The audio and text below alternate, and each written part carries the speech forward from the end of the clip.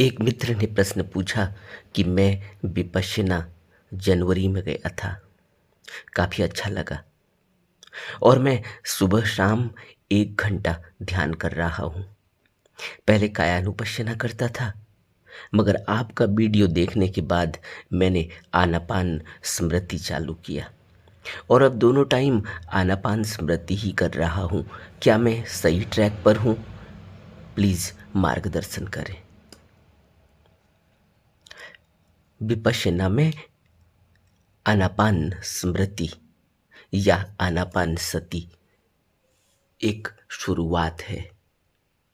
मन को जो बाहर दौड़ने की आदत में लगा हुआ है, उसको खींचकर रोक कर वापस अपने ध्यान पर, अपनी सांसों पर केंद्रित करना। यह आरंभिक अभ्यास है और शुरू शुरू में यह आरंभिक अभ्यास इसलिए करवाया जाता है ताकि हमारा मन जो न जाने कब से बाहर देखने का आदी है, बाहर सूंघने का आदी है, बाहर सुनने का आदी है, बाहर से रस लेता है और बाहर ही बाहर रहता है, कभी अपने अंदर टिकता नहीं, कभी अंदर रुकता नहीं। यहाँ तक कि हम सो जाते हैं तब भी हमारा मन चलता रहता है और हमें जो सपने आते हैं वह इसी चलते हुए मन का परिणाम है। यह मन जब सपनों में सपने हमें दिखाता है तब यह वर्तमान के अलावा जो बहुत पहले से इसके पास स्टोर की हुई मेमोरीज हैं, डेटा है, पल हैं, उन सब को फिल्टर करके आपके पास ले आता है और हम नींद में होते हैं और हमें सपने चल रहे होते हैं। हम कहते हैं कि हमें तो पता ही नहीं ये क्या हुआ। ये सब कट एंड पेस्ट कर देता है, कहाँ का कहाँ जोड़ देता है। सर किसी का होता है, पाँव किसी के होते हैं, धड़ किसी का होता है, कहीं का कोई सीन होता है उसको कहीं फिट कर देता है और सब उतल फुतल। यही उतल पुतल हमारे जीवन में चल रही होती है और हम बदहवासों की तरह जीवन जी रहे होते हैं। एक बदहवास सा जीवन, उड़ा उड़ा सा जीवन, जिसमें कुछ पता ही नहीं होता। 1 मिनट पहले हम ठीक होते हैं, 1 मिनट बाद हमारा मूड खराब हो जाता है। ये सब मन के परिणाम है और उस मन के परिणाम है जो बिल्कुल ही आवारा है, जिस पर कभी लगाम नहीं लगाई गई। एक बेलगाम घोड़े की तरह दिन रात यह दौड़ता ही रहता है बाहर इंद्रियों के भोगों के लिए। कभी आँख से इसे कुछ अच्छा लगता है, कभी कान से इसको कुछ अच्छा लगता है, कभी नाक से इसे कुछ अच्छा लगता है, कभी स्वाद से इसे कुछ अच्छा लगता है और कभी स्पर्श से इसे कुछ अच्छा लगता है। और सुबह से लेकर शाम तक यह इन्हीं 5 इंद्रियों के साथ रस लेता है, कभी अंदर टिकता नहीं। और जब भी इसे हम अंदर लगाते हैं, जब भी इसे हम ध्यान किसी वस्तु पर, किसी व्यक्ति पर, अपने काम पर ध्यान केंद्रित करना चाहते हैं, ये तुरंत फ्लाइट कर जाता है, तुरंत भाग जाता है और हमारा सारा काम आधा अधूरा रहता है। उसमें वो इंटेंसिटी नहीं होती, वो गहराई नहीं होती। यह हमारे सबके जीवन का अनुभव है और सबका जीवन एक सा ही चलता है, इसी तरह से चलता है, इसमें कुछ भी फर्क नहीं है। एक मनुष्य का जो जीवन है, जो उसकी दिनचर्या है, वो ऐसे ही चलती है। उसमें कोई भेद नहीं कि वो राजा का कैसा चलता है तो प्रजा का कैसे चलता है, अमेरिका में जो लोग रह रहे हैं उनका कैसा चलता है तो हिंदुस्तान में जो लोग रहते हैं उनका कैसा चलता है। वो सब का रूटीन एक सा ही है। फ़र्क कहाँ है? फ़र्क यह है कि किसी को आँख से देखने की आदत पड़ी है, तो वह आँख से देखने वाली इंद्रिय का परसेंटेज उसका ज़्यादा है। किसी को कान से सुनने की आदत है पड़ी है, तो उसके कान से सुनने का परसेंटेज ज़्यादा है। किसी को इंद्रिय भोगों की काम वासना की आदत पड़ी हुई है, तो उसके काम वासना का परसेंटेज ज़्यादा है। किसी को तृष्णा की आदत पड़ी है, दिन रात पैसा पैसा पैसा, उसको पैसा कमाने की परसेंटेज ज़्यादा है। तृष्णा उसकी पूरी नहीं होती, एक वस्तु से दूसरी वस्तु को वह जोड़ता चला जाता है, उसका वो परसेंटेज है। लेकिन हर एक का परसेंटेज अलग अलग है, इसलिए हमें यह लगता है कि हर व्यक्ति अलग अलग, हर व्यक्ति की अपनी मन के हिसाब से अपनी चॉइसेस होती हैं, आदतें होती हैं। इसलिए लगता है कि यह व्यक्ति तो इस ब्रांड के कपड़े पहनता है, अलग है। एक व्यक्ति सिंपल सादा कपड़ा पहनता है, कुर्ता पैजामा पहनता है, वो अलग दिखाई देता है। एक बड़ी बड़ी गाड़ी में घूमता है, एक साइकिल में घूमता है, हम अलग दिखाई देता है। अलग हमें दिखाई देता है उसकी इन विकारों की परसेंटेज की वजह से, मन के अलग अलग रूपों की वजह से। लेकिन बुनियादी तौर पर कोई फर्क नहीं है, हर व्यक्ति इसी मन की वजह से दौड़ रहा है, अपना कृत्य कर रहा है, लेकिन बाहर ही बाहर। अब जब हम बुद्ध की शरण में आए, जब हमने बुद्ध की शिक्षा को अपने जीवन में उतारा, जब मैं बुद्ध कहता हूं तो बुद्ध का अर्थ सिर्फ गौतम बुद्ध ही नहीं है, बुद्ध का अर्थ है गुरु, तथाता। जब हम तथाता की शरण में जाते हैं तो तथाता हमें सबसे पहले मन को समझने की बात करते हैं। इस मन को हम कैसे समझ सकते हैं? जब हम इस मन पर अपना अपना ध्यान केंद्रित करते हैं, जब हम इस मन को रोक कर इसको अनुभव करते हैं, इसको देखते हैं, इसको महसूस करते हैं, तब हमें पता चलता है कि यह मन क्या है, कैसे कृत्य करता है, कहाँ कहाँ दौड़ता है, किन वस्तुओं में इसकी रुचि है, कहाँ इसकी अरुचि है, और यह रुचि और अरुचि क्या है, यह विकार क्या है, यह मन क्या है, इसका स्वभाव क्या है, यह किस तरह से कृत्य करता है, यह किन चीज़ों से बना हुआ होता है। जिसको हम मन कहते हैं, यह मन किन चीज़ों से बना है, कभी हमने इस पर विचार किया? हम कह तो देते, एक छोटा सा बच्चा भी कहता है मेरा मन नहीं कर रहा दूध पीने को। अब उस बच्चे को पता नहीं कि उसका मन कैसे बना है, मन कहाँ है, उसको कुछ पता नहीं, मन का कुछ पता तो चलता नहीं, लेकिन वो कह देता है मेरा मन नहीं कर रहा दूध पीने का। छोटा सा बच्चा जो 2-2.5 साल का है। और एक 80 साल का, 90 साल का बुजुर्ग भी कहता है मेरा मन नहीं है खाना खाने को, मेरा मन नहीं है जूस पीने को, मेरा मन नहीं है किताब पढ़ने को, मेरा मन नहीं है सोने को। ये जो मन है, यह 80 साल का, 90 साल का बुजुर्ग भी इसकी पीड़ा झेल रहा है, और 2 साल का बच्चा भी इसकी पीड़ा झेल रहा है, लेकिन समझ नहीं पाता कि यह मन कौन है। यह मन पहले तो हमारे संस्कारों का कुल जोड़ है। जो जो कृत्य हम करते हैं, जो जो हमने अनंत समय से किया, सोचा, विचारा, कर्म किया, वह सब संस्कार रूप में हमारे साथ है। ऐसे ही जैसे कोई हवाई जहाज होता है तो उसमें एक ब्लैक बॉक्स होता है। उस ब्लैक बॉक्स की वजह से ही हमें पता चलता है कि हवाई जहाज में क्या चल रहा है, उसमें तकनीकी खराबी कहाँ आई। जब वो हवाई जहाज कहीं एक्सीडेंट कर जाता है, कहीं क्रैश कर जाता है, तो सबसे पहली खोज यही होती कि किसी तरह से ब्लैक बॉक्स मिल जाए।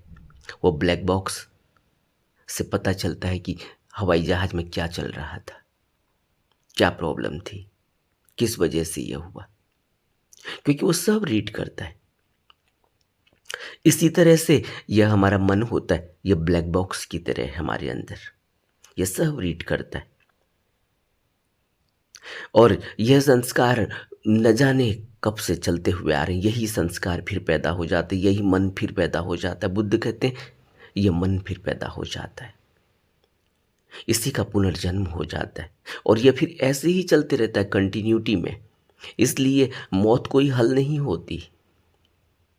इसीलिए तो बुद्ध ने जब मृत्यु देखी पहली बार, किसी मौत को देखा, किसी के जनाजा को देखा, किसी की किसी के मृत शरीर को देखा, तो पहला आभास ही यही था कि मृत्यु तो हो गई, लेकिन मृत्यु किसकी हुई? वो कौन था जो मृत्यु के बाद अब नहीं है, और वो कौन था जो मृत्यु से पहले था, जो इसमें हलचल कर रहा था? वो कहाँ गया? वहीं से खोज शुरू हुई कि इसको खोजना होगा, लेकिन मृत्यु के बाद तो खोजा नहीं जा सकता, मृत्यु से पहले पहले ही खोजना होगा। वहाँ से शुरुआत हुई बुद्ध की इस आध्यात्मिक यात्रा की। और बुद्ध ने जो खोजा, जो पाया, जो उनको ज्ञान हुआ, फिर उन्होंने उसको हमको बताया। और आज जब बुद्ध हमसे ये कहते हैं कि तुम इस मन को समझो, इस मन को जानो, तो इसीलिए कहते हैं कि यह जो ब्लैक बॉक्स जिसमें सब कुछ जो रीड कर रहा है और जन्मों जन्मों के संस्कार इसमें लगे हुए हैं, यह संस्कार बार बार उभर कर आते हैं, बार बार शरीर ले लेते हैं, बार बार मनुष्य पैदा हो जाता है। अब यह हमारा मन इस तरह से बना हुआ है, एक ब्लैक बॉक्स की तरह, जिसको हम मन कहते हैं। अभी हमारा मन यही है। इसके पीछे जो चेतना है, उस चेतना को तो कभी हम समझ ही नहीं पाए, क्योंकि अभी तो हम मन में ही उलझे हुए हैं। और ये मन इसीलिए सबका अलग अलग है, क्योंकि सबके अपने अपने कर्म अलग अलग हैं, सबके अपने अपने विचार अलग अलग हैं, सबके अपने अपने सोचने का तरीका है, सबके अपने अपने काम करने का तरीका है, सबका अपना अपना जीवन है, अपनी अपनी सर्कमस्टेंसेस हैं, अपनी अपनी परिस्थितियां हैं। उन परिस्थितियों के हिसाब से वो बनता है, वो मन बनता है और वही मन फिर पैदा हो जाता है। तो इसलिए हम कभी इस मन से बाहर निकल ही नहीं पाते। और बुद्ध आज हमें अपनी ज्ञान प्राप्ति के बाद ये कहते हैं कि किस तरह से हम इस मन को समझ सकते हैं, देख सकते हैं, महसूस कर सकते हैं, ये किस तरह से कृत्य कर रहा है, इसकी पहुंच कहाँ कहाँ तक है, और ये किस तरह से शरीर में है, किस तरह से ये शरीर के बिना है, इसको हम महसूस कर सकते हैं। बुद्ध कहते हैं कि यह शरीर अपने में कुछ नहीं है, अगर इसमें मन न हो तो यह शरीर बिल्कुल जड़ है। यह कृत्य करता है मन से, और मन अगर शरीर न हो तो हमें मन कहाँ मैनिफेस्ट होगा, मन कहाँ प्रदर्शित होगा, मन कहाँ अपने कृत्यों को अंजाम देगा, किस तरह से अंजाम देगा, उसको शरीर चाहिए। इसलिए मन को शरीर की आवश्यकता होती है। अब मन और शरीर के पीछे जो चेतनता है, जिससे मन चेतन हो रहा है, जिससे शरीर चेतन हो रहा है, उसके बारे में तो हमें कोई आभास ही नहीं है। हम तो अभी मन और शरीर में ही उलझे हुए हैं, शरीर में ही उलझे हुए हैं, मन का भी कोई पता नहीं। तब जो बुद्धों ने, गुरुओं ने हमें शिक्षा दी, उसमें उन्होंने जो हमें तरीका बताया कि सबसे पहले तुम मन को, जो ये बाहर दौड़ रहा है, इसकी आदत ऐसी हो चुकी है, इसको रोकने की कोशिश करो, इसको केंद्रित करो एक जगह। अब कहाँ केंद्रित करेंगे? इसलिए बुद्धों ने, गुरुओं ने हमें कहा कि तुम ऐसी जगह में केंद्रित करो जो कुदरती है, जहाँ मन की बात नहीं है, जहाँ जीवन चल ही रहा है। जीवन पर इसको रोको। जीवन अभी कहाँ चल रहा है? जीवन हमारी सांस से जुड़ा हुआ है। हमारी सांस से जीवन आता है, हमारी सांस से जीवन चला जाता है, फिर जीवन आता है। इसलिए हमारा जो जीवन है, हमारा जो प्राण है, वो सांस पर टिका है। सांस आएगी तो जीवन चलेगा, सांस नहीं आएगी तो जीवन नहीं चलेगा। इसलिए गुरुओं ने, बुद्धों ने हमसे कहा कि तुम अपनी सांस पर इस मन को टिकाओ, कुदरती तौर पर टिकाओ। अगर तुम ये सोचोगे कि मैं मन के हिसाब से म, टिकाऊंगा, तो फिर मन तो बाहर दौड़ रहा होगा, और मन के हिसाब से सांस पर कैसे टिकाया जा सकता है ध्यान को। तो क्योंकि मन को तो याद ही नहीं रहती कि सांस चल भी रही है। मन को क्या लेना देना सांस चल रही है नहीं चल रही है। मन तो अपना कृत्य कर रहा है, उसे तो भोग करना है इस शरीर के माध्यम से। किसी भी तरीके का भोग हो, उसने इन 5 इंद्रियों का सहारा ले रखा है। आँख है, कान है, नाक है,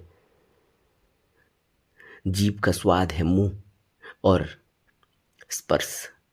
इन 5 इंद्रियों से वो मजा लेता है, इन्हीं में दौड़ता रहता है। कभी इस इंद्री में, कभी दूसरी इंद्री में, कभी तीसरी इंद्री में, कभी चौथी इंद्री में, कभी 5वीं इंद्री में। यही उसका रस है। लेकिन जब हम उसको बुद्धों की बताई हुई शिक्षा के हिसाब से टिकाते हैं एक जगह, तो हमें बड़ी तकलीफ होती है, क्योंकि वह तो उसकी आदत आज से थोड़ी है, जन्मों जन्मों की आदत है। जन्मों जन्मों में वो तैयार हुआ है, और जितने हमारे जन्म होते हैं उतना वो मजबूत होता है। एक जन्म का कर्म है, एक जन्म में के संस्कार है, फिर और जन्म के संस्कार है, फिर और जन्म के संस्कार है, और हमें पता ही नहीं कि हम कब से हैं। तभी तो हम आज ऐसे हैं, नहीं तो हम बुद्ध की तरह नहीं होते, श्वेत स्फटिक स्वच्छ। बुद्ध में और हम में क्या अंतर हुआ? यही अंतर हुआ कि बुद्ध का मन और हमारा मन बिल्कुल अलग है। आज हमारा जो मन है उसको हमें बुद्ध की तरह मेहनत करके बुद्ध की तरह बनाने की जरूरत है। अब सोचो कि बुद्ध का मन कैसा होगा, और बुद्ध उस मन के पार कहाँ देख पाते होंगे। और आज हम मन के बाहर, मन के पार नहीं देख पाते। आज हमें अपनी चेतना का कुछ पता नहीं। इसलिए बुद्ध कहते हैं कि तुम मन को पहले टिकाओ, मन पर समस्त अपने ध्यान को केंद्रित करो। पहले मन को समझो, मन को पहले इसको उधेड़ो, इसको समझो, इसको खोलो, तब पता चलेगा कि यह मन किन किन तत्वों से बना हुआ है, किन किन किन चीज़ों से बना हुआ है, क्या क्या इसमें हमने भरा हुआ है। तब हमें पता चलेगा हमारा मन क्या है। और इसका एक ही तरीका है कि इसको वहाँ लगाओ जहाँ यह जीवन से जुड़ सके, यानी प्राण से जुड़ सके, जहाँ यह रुक सके। उस कुदरती ताकत पर इसको केंद्रित करो। उस कुदरती ताकत पर जब हम इसको केंद्रित करते हैं, यानी सांसों पर केंद्रित करते हैं, तो मुश्किल होती, क्योंकि ये फिर भाग जाता है। इसलिए जो आरंभिक अभ्यास है वो आनापानसति है। जितना हमारा आनापानसति दृढ़ होगा, जितना हमारा मन रुकेगा, हम इस मन को समझ पाएंगे। और जब हम इस मन को समझ पाएंगे तो फिर हम यह समझ पाएंगे कि हमारे जीवन की रूपरेखा क्या है, हमारा जीवन कैसे चलता है, हमारा जीवन इस मन और शरीर के अलावा क्या है। इसलिए पहले इस मन को मैनिफेस्ट करने की आवश्यकता, पहले इस मन को मन के अंदर जाने की आवश्यकता है। इसको रोक कर इसको पूरा देखने की आवश्यकता है। तभी तो पता चलेगा कि कितने विकार इसमें हैं। तभी तो पता चलेगा कि कितनी बुराइयां इसमें हैं, कितनी अच्छाइयां इसमें हैं। तभी तो पता चलेगा कि यह मन, यह कंटेंट, यह जो कंटेनर है, जो जिसमें सब कुछ ही भरा हुआ है, ये क्या है, इसमें क्या क्या है, क्या अच्छा है, क्या बुरा है, क्या पॉजिटिव है, क्या नेगेटिव है, क्या आज से संबंधित है, क्या जन्मों जन्मों से संबंधित है। तभी तो सब पता चलता है। तभी तो बुद्ध जन्मों जन्मों की बात करते, क्योंकि वो जन्मों जन्मों के अपने उस मन को देख चुके होते हैं। इसलिए कहते हैं कि जन्मों जन्मों में मैं ऐसा था, यानी मेरा मन इन तत्वों से इन जन्मों में ऐसे बना हुआ था। वह संस्कार दिखाई देते हैं तो अपना वो जन्म भी दिखाई देता है। ये इतना सरल है, लेकिन इतना ही मुश्किल है जब हम इस मन के अंदर जाते हैं, जब इसका पोस्टमार्टम करते हैं, जब इसको हम उधेड़ते हैं। ये मुश्किल हो जाती है क्योंकि इसका सेल बहुत मोटा हो चुका है। आपने अखरोट देखा होगा, अखरोट का जो बाहर का सेल है वो बहुत मजबूत होता है, उसको तोड़ना पड़ता है, वो बहुत कठोर होता है। उसी तरह से ये सेल, इसके अंदर घुसने की आवश्यकता है। और ये टूटेगा कब? जब हम बुद्धों की बताई हुई शिक्षा को अपने जीवन में उतारेंगे। जब हम ध्यान करेंगे तो सबसे पहले आनापानसति के जरिए हम इस मन को रोकेंगे, तब उस पर चोट पड़ेगी। और फिर जब हम जैसे जैसे इसको रोकने लगेंगे, जैसे जैसे हमारी मेहनत और हमारा अभ्यास बढ़ता जाएगा, फिर हमने वहीं नहीं रुक जाना है। इसलिए जो इनका प्रश्न है वो अब शुरू होता है कि आनापानसति मैं करता था, लेकिन आपका वीडियो देखने के बाद मैंने सुबह शाम आनापानसति ही शुरू किया, कायानुपश्यना बंद कर दिया। कायानुपश्यना करनी है। आनापानसति तो प्रारंभिक अभ्यास है मन को रोकने और स्थिर करने के लिए। जैसे जैसे मन रुकेगा, स्थिर होगा, तब हमारा विपश्यना शुरू होता है। तब हम कायानुपश्यना के जरिए अपने अंग प्रत्यंग, अपने पूरे शरीर का निरीक्षण करते हैं, इसकी ऑब्जर्वेशन करते हैं, इसके अंग प्रत्यंगों में क्या संवेदनाएं चल रही हैं। तब हम पूरे शरीर पर अपने मन को देखते हैं, तब हम पूरे शरीर पर अपनी संवेदनाओं को महसूस करते हैं। यानी मन के जरिए ही वह संवेदना पता चलती है। अगर मन ही हमारा जड़ हो गया तो संवेदना कैसे पता चलेगी? जैसे जैसे मन हमारा रिफाइंड होगा, जैसे जैसे मन हमारा रुकेगा, वैसे वैसे संवेदनाएं पता चलेंगी। और वैसे वैसे हमें इस पूरे शरीर का पता चलेगा कि यह शरीर जैसा दिखाई दे रहा वैसा है नहीं। यह एक तेज, यानी एक ऊर्जा का पुंज है, जिसको अणु परमाणुओं का पुंज कहते हैं। लेकिन अभी हमें यह शरीर ऐसा नहीं दिखाई देता। अभी हमें यह ऐसे ही दिखाई देता है जैसे आपने कभी महसूस किया होगा कि जब आप पंखे को देखते हैं अपने ऊपर, उस पंखे को आप बड़ी आसानी से देख लेते हैं क्योंकि अभी वो बिल्कुल स्थिर है, जड़ है। ऐसे ही यह शरीर है, अभी पूरा दिखाई दे रहा है, लेकिन जब पंखा घूमता है, उसकी स्पीड और तेज हो जाए और तेज हो जाए और तेज हो जाए, तो आपको पंखा दिखाई भी नहीं देगा। कैसे, किन वजह से नहीं दिखाई देता? स्पीड तेज हो जाती है। स्पीड तेज हो जाती है तो उसकी ऊर्जा की वजह से अब वो दिखाई नहीं देगा। उसकी ऊर्जा का प्रभाव इतना ज़्यादा हो जाता है कि वो चेतनता की वजह से हमें दिखाई नहीं देता। तब हमें उसकी चेतना का आभास होता है। चेतना यानी जो बिजली के माध्यम से वो चल रहा है, उस बिजली का आभास होता है कि बिजली यानी वो इलेक्ट्रिफिकेशन कैसे चल रहा है, किस तरह से वो उसमें ऊर्जा बह रही है।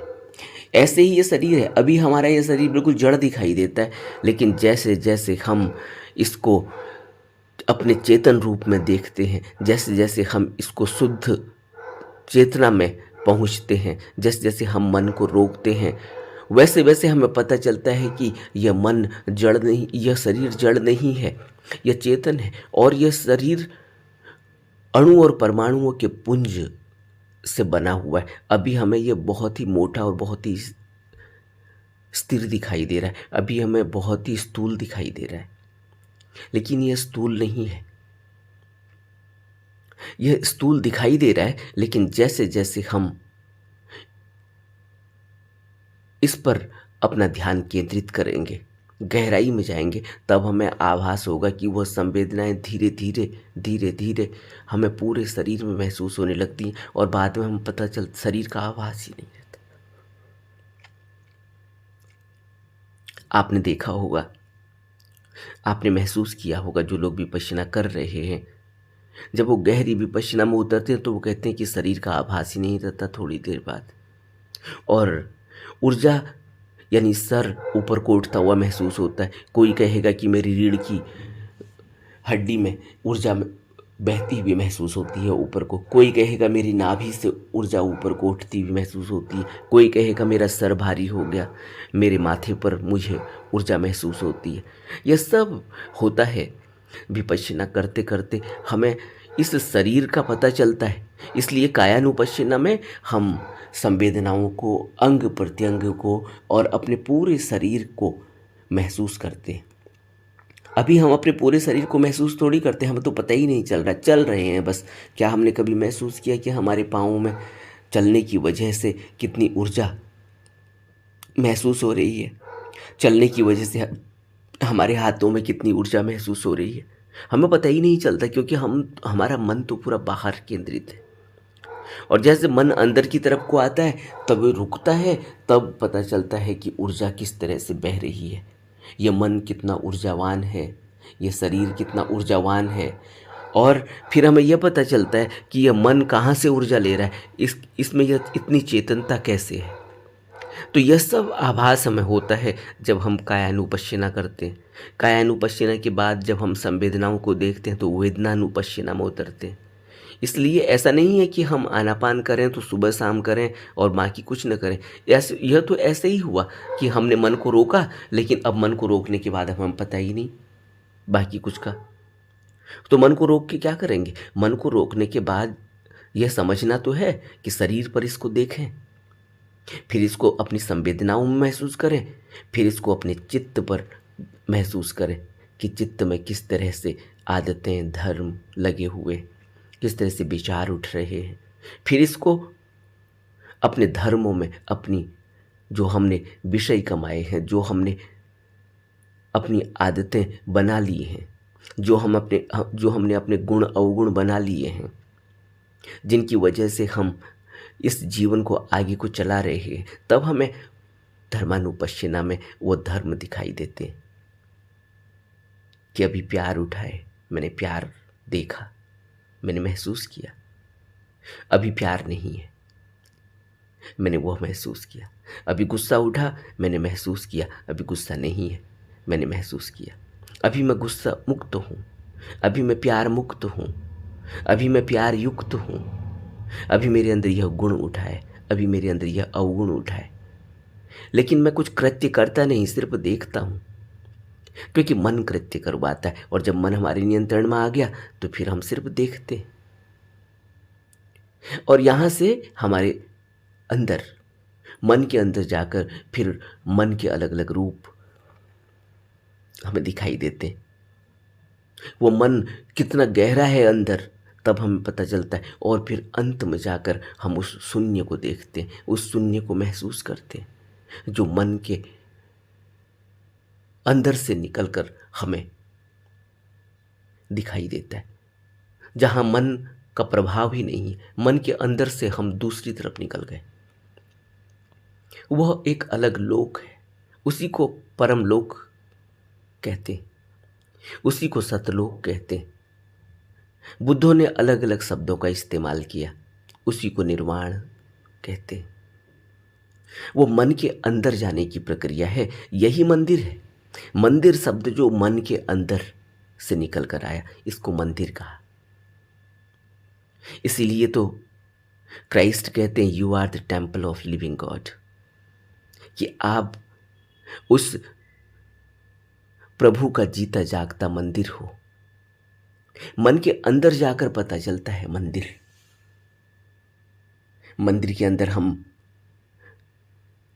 अपने प्रभु की मूर्ति को देखते हैं, प्रतिमा को देखते हैं। सभी मंदिर आपने देखे होंगे, वहाँ प्रतिमाएं हैं। बुद्ध के समय कोई मंदिर की बात ही नहीं थी, और बुद्ध के जाने के बाद हमने बुद्ध को क्योंकि प्रभु माना, भगवान माना। अब बुद्ध नहीं है, लेकिन बुद्ध की हमने प्रतिमा बनाई, उसको मंदिर में रखा। आज बौद्ध मंदिरों में बुद्ध की प्रतिमा है। वो क्या कहता है, वो क्या हमें संदेश देता है? वो हमें संदेश यह देता है कि मंदिर यानी मन के अंदर वो प्रभु विराजमान है, वो भगवान विराजमान है, वो मन के अंदर है।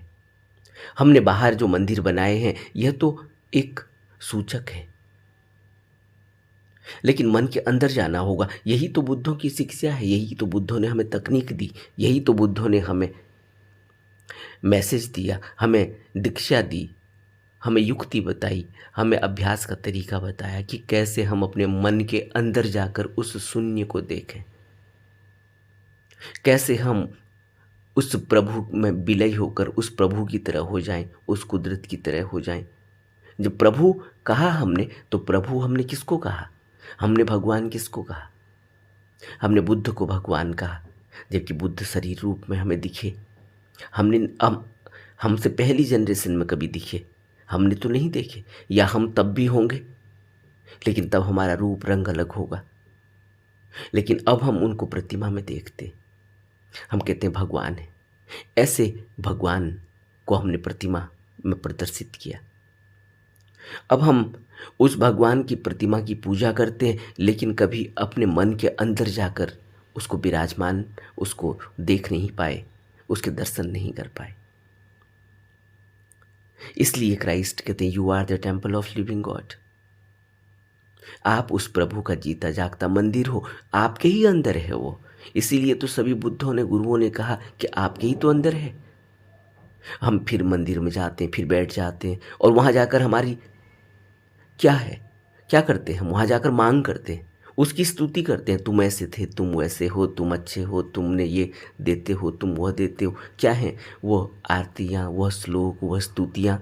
कभी उन पर गहराई में विचार करेंगे तो हम क्या पाएंगे? वह स्तुतियाँ सब उनके उनकी उनकी विशेषताएं हैं। उनकी विशेषताएं हमने बनाई हैं कि तुम ऐसे हो, तुम वैसे हो, तुम करुणामयी हो, तुम दयामयी हो, तुम सबके दुख हर लेते हो, तुम सबको सुख देते हो। ये सब हम उनकी आरती में, उनकी स्तुति में कहते हैं, नहीं कहते? लेकिन कभी हमने इस बात पर विचार ही नहीं किया। हम तो बस आंख बंद करके पढ़ लिए, उसको दोहरा दिए, तोते की तरह रट लिए, और अपनी मांग उसके आगे रख दी कि अब बच्चा दे दो, अब नौकरी दे दो, बस। तो हमें क्या ज़रूरत है मन के अंदर जाने की? हमें क्या ज़रूरत है उस भगवान की? हमें भगवान की ज़रूरत ही नहीं है। हमें तो उससे सिर्फ यही है कि तुम हमारी मांग को पूरी कर दो, और हम इस संसार में मज़ा लेते रहें, आनंद लेते रहें, भोग करते रहें। यह एक मान्यता में हम उलझ गए। और जो भी बुद्ध आता है, जो भी गुरु आता है, सबसे पहले इस मान्यता को तोड़ता है। तभी तो वो कहता है कि तुम भूल जाओ मंदिरों को, तुम वहाँ जाकर क्या कर रहे हो? और कृष्ण मूर्ति तो कहती तुम भूल जाओ गुरु को, क्योंकि उन्हें पता है कि ये गुरु को कहेंगे और वहाँ जाकर भी अपनी डिमांड रख देंगे कि चलो अब तुम्हें गुरु बना लिया, अब तुम यह करो। हम समझ ही नहीं पाते, और हम जब समझ नहीं पाते, क्योंकि हम तो मान्यता में उलझे हुए हैं, जब हम ये समझ नहीं पाते तो हम उनको ही भला बुरा कहना शुरू कर देते हैं कि इन्होंने ऐसा कह दिया, उन्होंने वैसा कह दिया, या हम उनकी बात को भी सीधे सीधे मान लेते हैं कि बुद्ध ने आत्मा की बात नहीं की, बुद्ध ने यह नहीं कहा, बुद्ध ने वह नहीं कहा। अरे अभी हम देखेंगे कैसे उस चेतना को? अभी तो हम अपने मन से बाहर भोगों में लगे हुए हैं, मन को बाहर भोगों में लगा रखे हैं। अभी तो हमें हमारी वासना, हमारी तृष्णा पूरी ही नहीं होती। अभी तो हम इतनी तेज दौड़ रहे हैं, अब वहाँ क्या बात करेंगे कि चेतना क्या है, शुद्ध चेतना क्या है? और शब्द, एक ही शब्द का अलग अलग भाषा में इस्तेमाल अलग अलग अर्थ में हुआ। पाली में जिसको आत्मा कहते हैं, संस्कृत में उस आत्मा का अर्थ अलग है, पाली में उसका अर्थ अलग है। अब हम ये समझ ही नहीं पाते कि बुद्धों ने उस भाषा का इस्तेमाल किया, उस भाषा में वो शब्द अलग था, और बुद्धों ने जब उस शब्द को दूसरे तरीके से दूसरे शब्द में इस्तेमाल किया, तो अब हम ये समझ ही नहीं पाए कि वो जो दूसरा शब्द था उसका अर्थ यह था। अब हम उस दूसरे को शब्द को नहीं समझते, अब हम सिर्फ यह समझते कि उन्होंने तो आत्मा को इस तरह से डिफाइन किया। लेकिन जब अमृत तत्व की बात की, अमृतस्य पुत्र कहा, अमृत धातु कहा, अब हम उसको नहीं समझते। जब चेतनता कहा, जब प्राण कहा, अब हम उसको नहीं समझते। अब हम सिर्फ इस बात पर अटके हुए हैं कि उस शब्द का इस्तेमाल नहीं किया। जब भी बुद्ध ने आत्मा के बारे में कहा, आत्मा के बारे में क्या आत्मा नहीं है, इस पर जोर दिया और आत्मा को आत्मभाव, अहंकार और ईगो से डिफाइन किया। लेकिन जिन्होंने अनुभव किया है वो इस बात को नकारते नहीं हैं। लेकिन जो अनुभव नहीं करते, जिन्होंने कोई अभ्यास नहीं किया, बड़े बड़े स्कॉलर हैं, वो सिर्फ किताबों में पढ़ते हैं, वो अलग अलग विचारकों के, अलग अलग किताब लिखने वालों के, अलग अलग लोगों के विचार जब ग्रंथों में पढ़ते हैं, उन किताबों में पढ़ते हैं, तो उनको यही लगता है कि यह तो शब्द इस तरह से, वो शब्दों के अर्थों को निकालने की कोशिश करते हैं, क्योंकि वह अभ्यास का मामला है और अभ्यास के बिना पता चलेगा नहीं। जब अभ्यास करेंगे तभी पता चलेगा मन क्या है, अभ्यास करेंगे तभी पता चलेगा ईगो क्या है, अभ्यास करेंगे तभी पता चलेगा कि अभ्यास करने में दिक्कतें क्या आती हैं, अभ्यास करेंगे तभी पता चलेगा इस शरीर की हद क्या है, यह शरीर कितना सस्टेन कर सकता है। अभ्यास करेंगे तभी पता चलेगा यह मन क्या है, इसके अंदर क्या है, हमारा मन और दूसरे का मन अलग क्यों है। यह मन के अंदर जाकर पता चलेगा कि मंदिर क्या है, यह मन के अंदर जाकर पता चलेगा कि शून्य क्या है। यह सब अभ्यास की बात है और इसको बुद्धों ने शब्दों के माध्यम से समझाने की कोशिश की। हम उन शब्दों में अटक गए क्योंकि हमारा अभ्यास तो कुछ है नहीं, न हम अभ्यास कर पा रहे, न हम कर पाएंगे, न हम करने की कोशिश करते, क्योंकि मन हमारा इतना बाहर आ चुका है कि उसकी तृष्णा, उसकी इच्छा, उसकी वासना पूरी ही नहीं होती। वो कभी कंट्रोल, कभी नियंत्रण में आता ही नहीं, तो हमारा पूरा जीवन ऐसे ही बीत जाता है। यह अभ्यास इसीलिए तो इतना कठिन है। अब सोचो, बुद्ध जैसी प्रतिभा को 8 साल तक इतना अभ्यास और इस कदर का अभ्यास करना पड़ा, इतना हट अभ्यास जो हम कभी कल्पना भी नहीं कर पाएंगे। शमशान में शवों के बीच में रहना, नंगे, बिना कपड़े के, बिना भोजन के, हम कभी कल्पना भी नहीं कर सकते। और जबकि उनके पास सब कुछ था, वो राजा थे। हम तो पहले राजा ही नहीं हैं और फिर अगर हम इस स्थिति में चले गए तो हमारा तो जीवन बचेगा ही नहीं। हम क्या खोजेंगे, क्या सोचेंगे, क्या करेंगे, क्या नहीं करेंगे, जरा सोचो तो।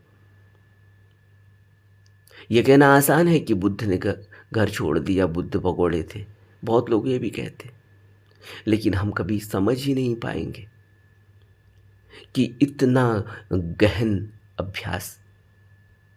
हमसे तो सुबह उठने में हमें दिक्कत है, पूरी ज़िंदगी हम सुबह उठने के स्ट्रगल में बिता देते हैं।